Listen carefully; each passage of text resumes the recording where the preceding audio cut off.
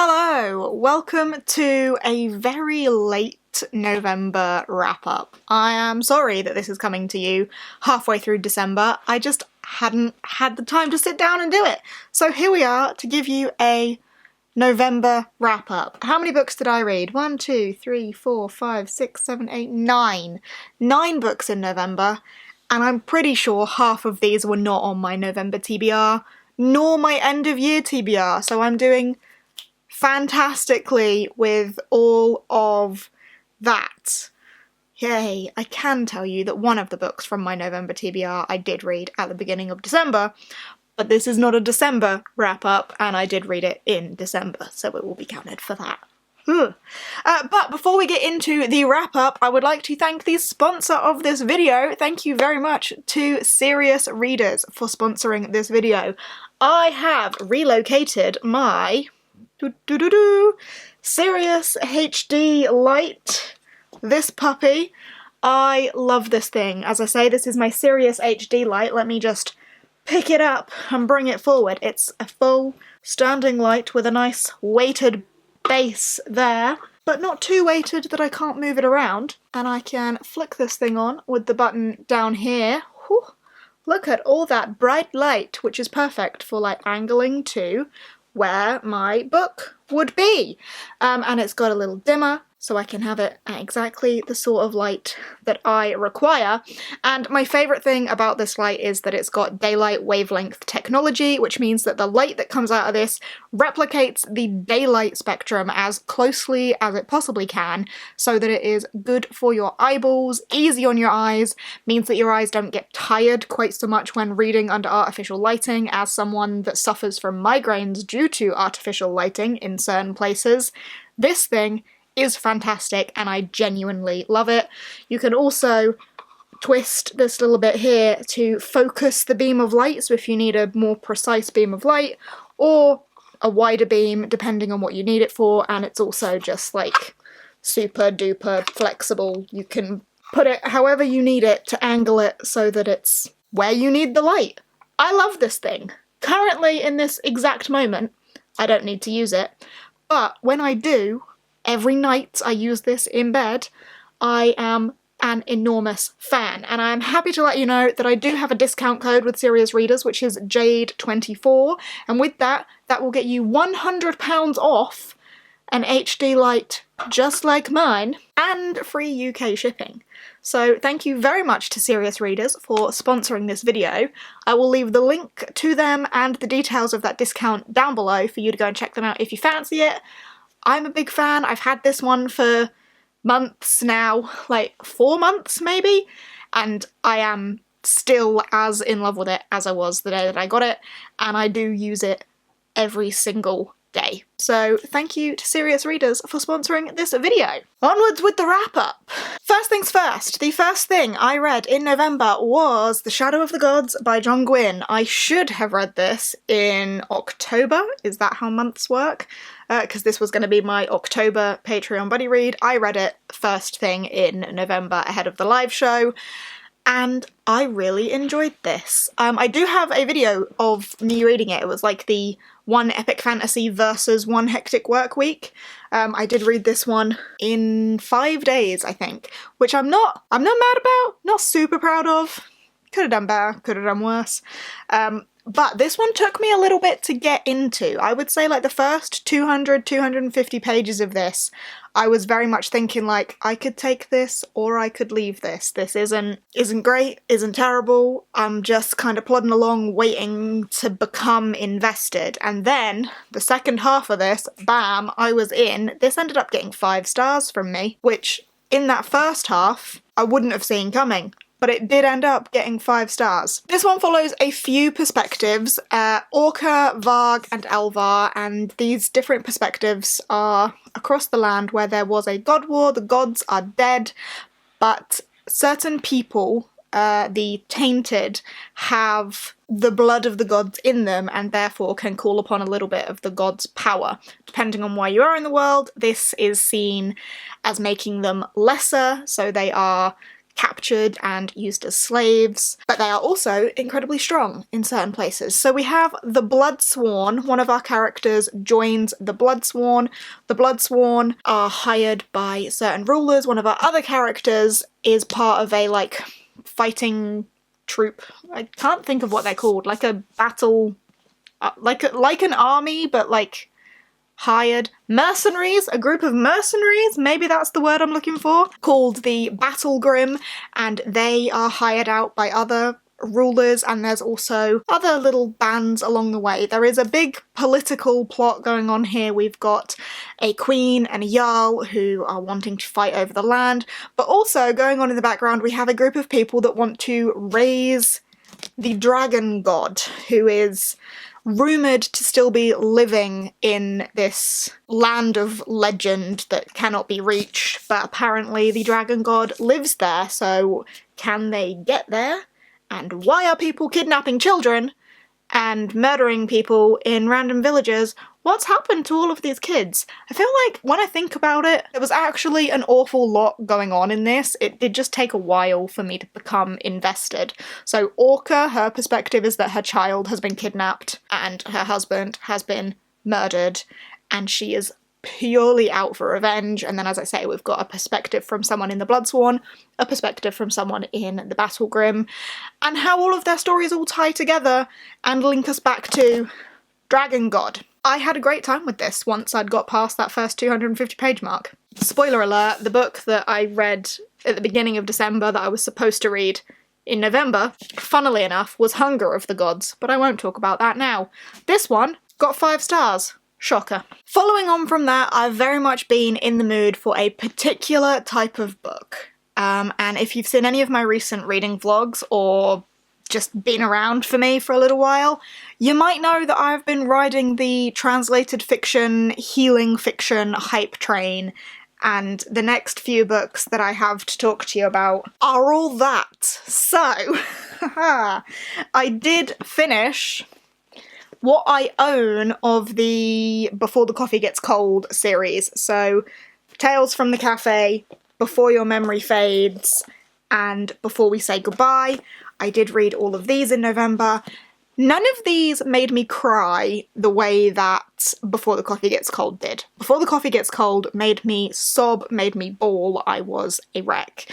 These didn't quite hit me in the same way, but Before Your Memory Fades is probably my next favourite from that series. So if you're unfamiliar with this series as a whole, Before the Coffee Gets Cold is about a cafe where there is a rumour that if you sit in a particular chair, you are able to travel back in time for as long as it takes for the coffee to get cold. But there are rules. You can only stay in that chair whilst you're back in time. You can only meet with people who have been to the cafe in the past.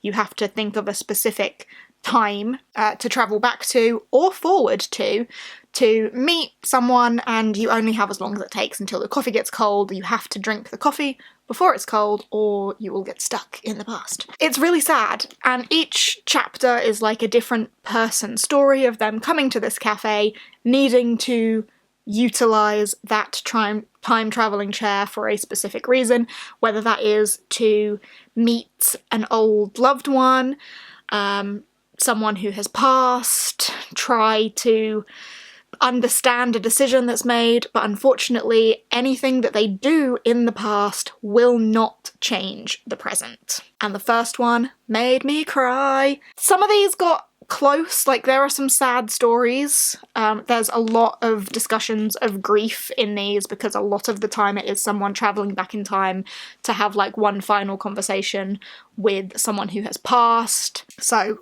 lots of grief, lots of sad stories. But in this one, we travel to a different cafe, which is run by the same family, but in a different town. It's got the same ability, but we see more of the staff that run that cafe. What I loved so much about Before the Coffee Gets Cold is that as well as the individual chapters of the people using the time-travelling chair, we also had the story of the family that runs the cafe and their like overall story across each of the individual people's chapters. And this one had a similar structure with the people that run this cafe instead. Whereas these two were more so just the individual stories of the people visiting the cafe, and they didn't have the, like, overarching plot of the people that work there. But overall, I have been loving this series, and I need to get to Before We Forget Kindness, I think is the next one. The green one. I don't own that, so I haven't read it yet, but I would like to get to it soonish. Maybe I'll get it for Christmas. Please, Santa. So yeah, these all got 4-star from me. Then, moving on, the next one I picked up is The Chibaneko Kitchen. This was adorable. Again, lots of topics of grief in this one. This one is about a restaurant by the sea where they are famous for their remembrance meals. When someone has passed away, you can go to this restaurant and they will create a remembrance meal to honour that person. It's different for everyone. It's a meal to remember them and honour them. And so the legend says when you go to eat this remembrance meal, you are able to have one final conversation with that person who has passed. Their spirit, their being, comes into the restaurant to sit with you, and you can have one final conversation with them. There is also a super cute little cat, hence the Chibaneko Kitchen. The cat is called Chibi. Very, very sweet. Yeah, it's kind of as you would expect. We have different stories from each of the people that go to this kitchen, but the first story we have our character there, what was her name? Kotoko. She is the first story, but then she is present in the rest of the stories as well. So we do also have the bigger story of how Kotoko is linked to these people and becomes linked to the kitchen as well. Very sweet. This one got 4 stars as well. Didn't quite make me cry. If this had made me cry, would have been a 5-star. Very close. But another 4-star. I wanted it to make me bawl, and it didn't. But it did, you know, give me all of the feels. I think these books are very much like you have to be in the right headspace to read them, because I think otherwise they could be absolutely devastating.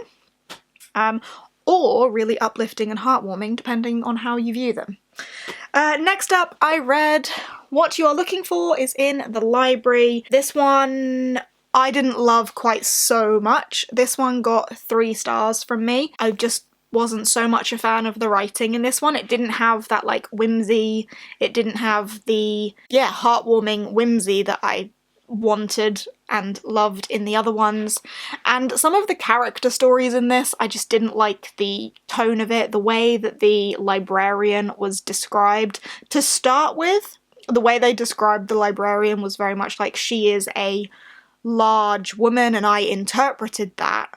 I think I've mentioned all of this in the vlog where I read this, so if you've watched that vlog you will have heard me say this before, but I interpreted that to be like she is a presence. She occupies the room, she is a large presence, but the more that it was repeated, the more it became, oh no, she's fat. She doesn't have a neck. The buttons on her shirt were popping, and I was just like, that just seems unnecessary and not nice, just a bit mean, which wasn't what I wanted from this. And then, certain character perspectives, like there's a guy who's unemployed in this, he just came across as a bit of a creep, and I get that, like, through his story he grows and he develops, and what the librarian finds for him helps him to grow and become a better person, but it just didn't give me the right vibes. But the premise of this one is there is a librarian who is able to give you what you are looking for. What you are looking for is in the library. You would go to the librarian when you have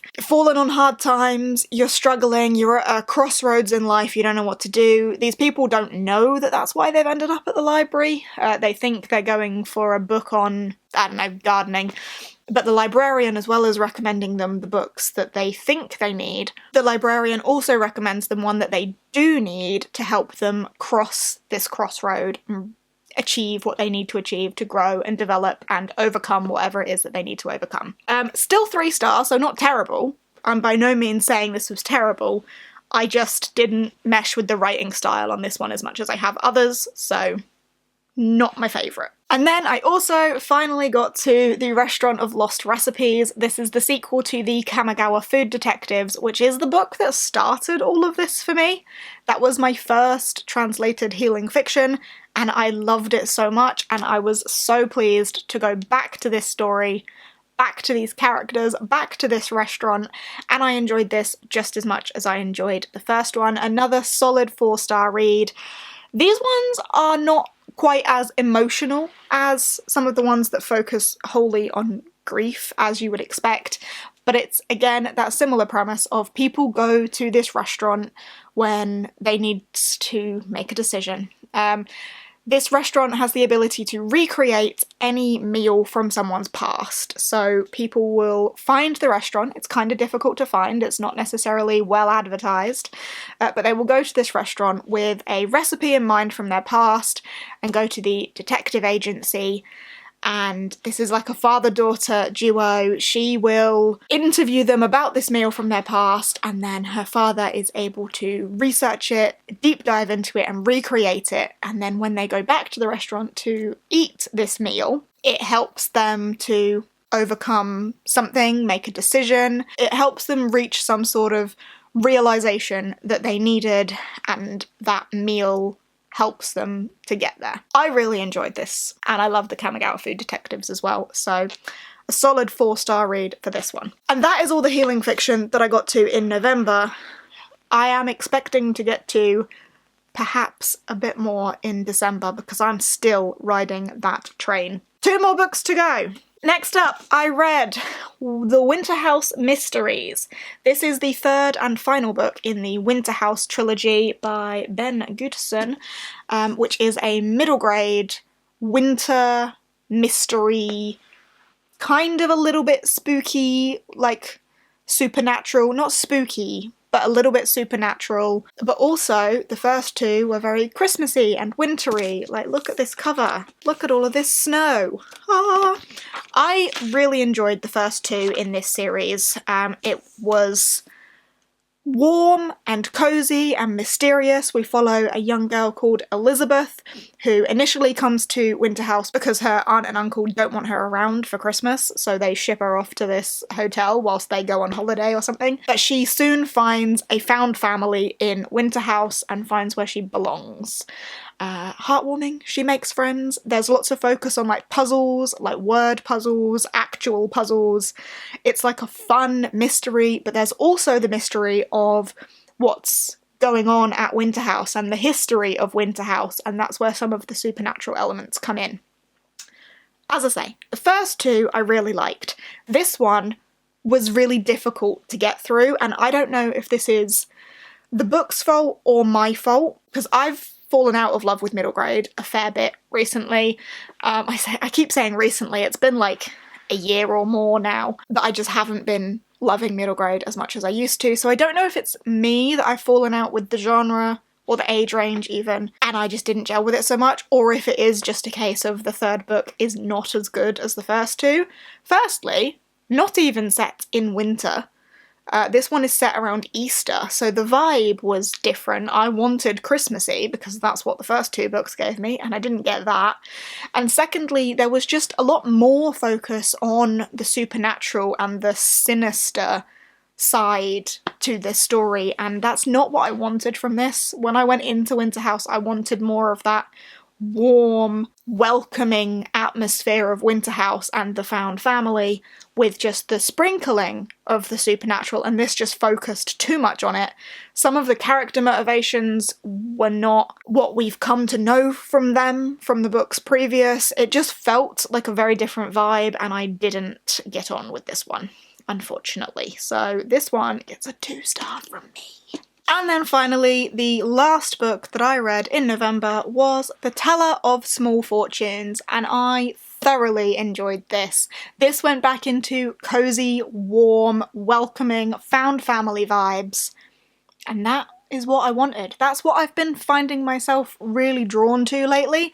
The cozy fantasy, cozy fiction, healing fiction, just something that feels like a hug in a book, and this had that, but it also had a bigger plot. It also had mysterious backgrounds. It also had political goings on and all of the things that I do love. So this felt like a very good mix for exactly what I wanted in that moment. And for some reason, this book did just jump out of the shelf at me because I had no intention of picking this one up. But I'm so glad that I did. This one follows the teller of small fortunes, Tao. And Tao has a mysterious background. She's on the road on her own, and we don't know how necessarily she came to be there. She is a foreigner in this country, so she's treated not necessarily the best by everybody. But while she's on the road, she comes across some difficulty, and a couple of guys are there, and she thinks, oh no, I'm about to get robbed. But no, she's not about to get robbed. She's about to make some fantastic friends. And as Tao's journey continues, she goes from being completely alone on the road, ignoring her past, running from her past, to having a full caravan. She then ends up with, I think, 3 travelling companions and a cat, and her travelling companions just keep growing, and she becomes really close to these people and realises the value of having true friends and people she can rely on and people that love and care about her. And as she realises that, she opens up a little bit about her past, where she's come from, why her life has turned out the way that it has, and her friends are there for her. And they support her and they love her, and I love that. The found family is just so cute. And then, as I say, we also have that little sprinkling of politics. There is war on the horizon. It's not too much of the main plot point, but it's just like a hovering sort of, there is some political uncertainty and how that impacts our characters. And there is a little bit of magic as well. I mean, obviously Tao is a fortune teller, and there is a bit of a quest that they go on that turns out to be a little bit magical as well. Fantastic vibes, 4 stars. I really like this. And there we have it. There is everything that I read in November. When I stack it up, I was feeling a little bit low about my November reads and thinking, oh, I didn't read that much. But when I look at it like this, it's really not that bad. So I'm quite proud of myself with all of that. Oh, yeah. Fabulous. Whoa. Hopefully my December reading will be even better. I have already got a couple of books knocked down for December. One of those I should have read in November, as we've already said. Oh, Finny Boy's just woken up from his nap. It's like he can tell we're wrapping up. Anyway, thank you very much for hanging out with me and listening to me ramble on about any of these books. If you've read any of them and want to let me know your thoughts and feelings, feel free to do so down below. Thank you once again to Serious Readers for sponsoring this video, and I shall see you in whatever comes next. Bye!